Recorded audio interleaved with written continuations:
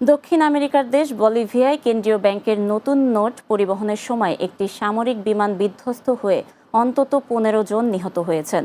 দেশটির স্থানীয় সময় শুক্রবার সন্ধ্যা ৬টা ২০ মিনিটে বলিভিয়ার রাজধানী লা পাজের কাছে এল অল্টো শহরে এই দুর্ঘটনা ঘটে।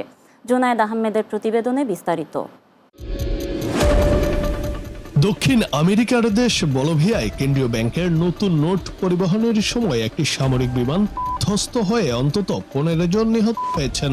স্থানীয় সময় শুক্রবার সন্ধ্যা ৬টা ২০ মিনিটে বলিভিয়ার রাজধানী লা পাজের কাছে এল অল্টো শহরে এই দুর্ঘটনা ঘটে। এই তথ্য জানিয়েছে দেশটির বিমান চলাচল নিয়ন্ত্রণ কর্তৃপক্ষ।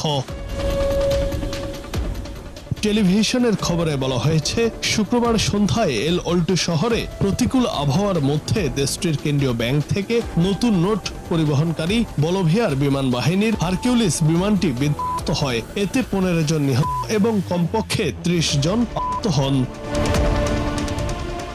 রয়টার্স ও বিবিসির খবরে বলা হয়, বিমানটি সান্টা ক্রুজ থেকে উড্ডয়ন করে এল অল্টো আন্তর্জাতিক বিমানবন্দরে অবতরণ করছিল। এই সময় রানওয়ে থেকে ছিটকে পড়ে পাশের মহাসড়কে থাকা কয়েকটি গাড়ির ওপর আঘাত হানে। ঘটনার পর সাময়িকভাবে বিমানবন্দরটি বন্ধ রাখা হয়। পরে প্রতিরক্ষা মন্ত্রণালয় নিশ্চিত করে যে বিধ্বস্ত বিমানটি ছিল তাদের একটি C-130 হারকিউলিস, যা বলিভিয়ার কেন্দ্রীয় ব্যাংকের জন্য নতুন ব্যাংকনোট পরিবহন করছিল।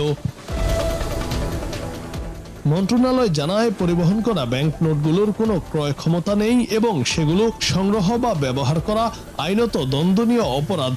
ঘটনার পর কিছু মানুষ ঘটনাস্থলে গিয়ে মুদ্রা সংগ্রহের চেষ্টা করেছে বলে জানানো হয়েছে গণমাধ্যমের খবরে।